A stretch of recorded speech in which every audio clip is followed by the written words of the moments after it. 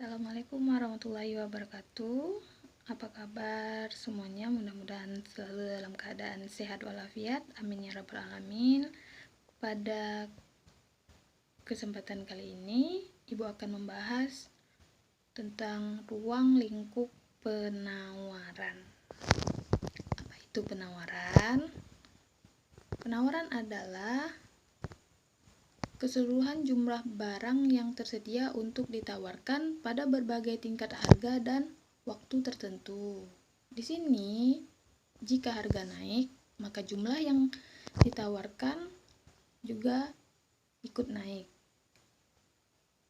Jika harga turun, maka jumlah barang yang ditawarkan akan ikut turun. Hukum penawaran. Jika harga atau jasa tinggi, maka jumlah barang dan jasa yang ditawarkan banyak.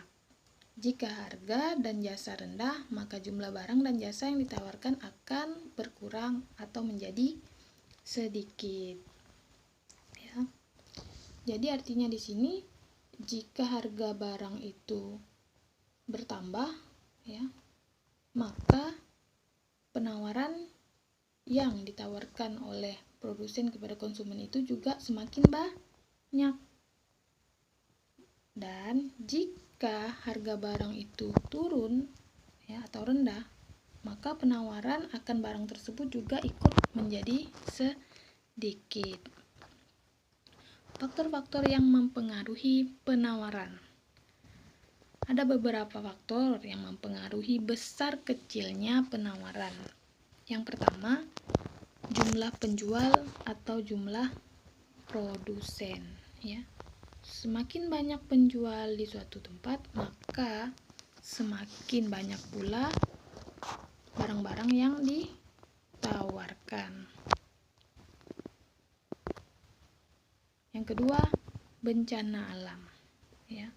Nah, bencana alam di sini dapat mempengaruhi hasil dari produk, ya, karena jika di dalam suatu daerah terjadi bencana alam, maka kegiatan perekonomian akan menjadi lumpuh, ya.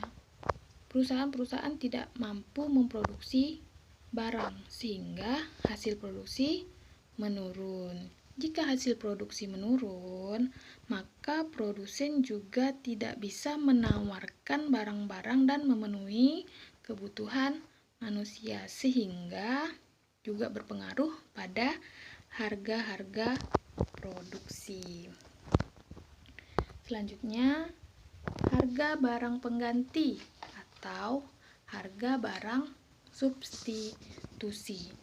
Di sini Ibu ambil contoh, ada kopi dan teh, ya. Penawaran akan teh menjadi semakin meningkat ketika harga kopi melambung tinggi. Mengapa demikian? Ya, karena masyarakat atau konsumen akan beralih mengkonsumsi teh ketimbang mengkonsumsi kopi yang sedang mahal-mahal harganya. Makanya harga barang pengganti atau harga barang substitusi di sini sangat berpengaruh, ya. Selanjutnya, biaya produksi. Biaya produksi yang berkaitan dengan bahan baku, ya. Biaya produksi di sini yaitu proses produksi, ya. Upah para pekerja, ya. Upah untuk mendistribusikan atau mengangkut barang baku.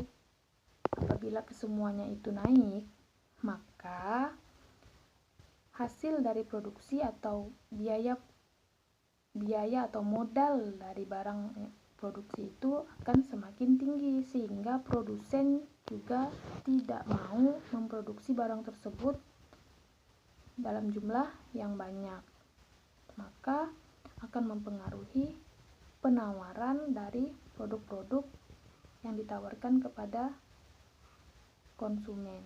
Jika biaya produksi mahal, maka produk yang ditawarkan juga akan menjadi sedikit, dan sebaliknya.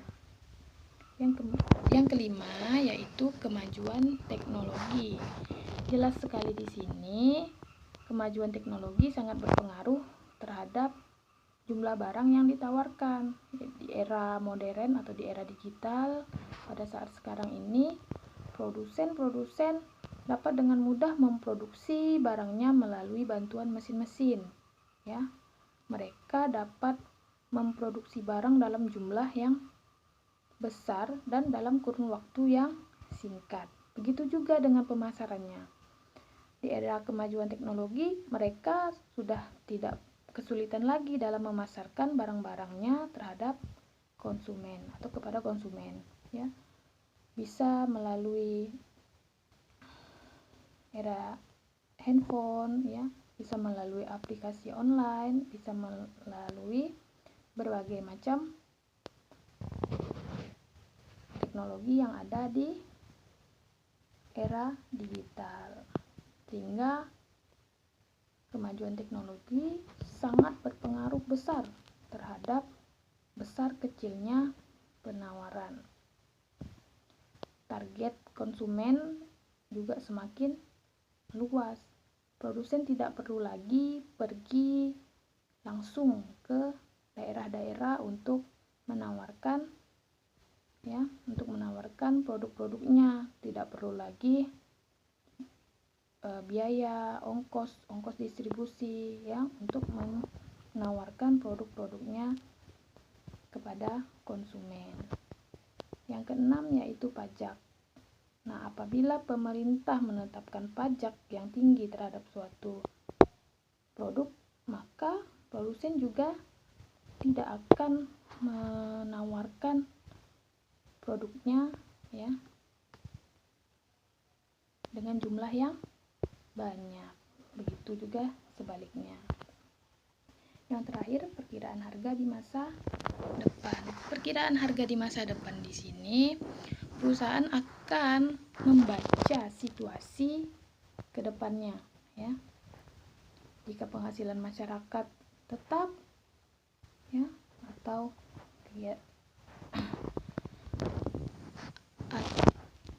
jika penghasilan masyarakat tetap, maka perusahaan akan menurunkan jumlah barang produksi yang akan ditawarkan.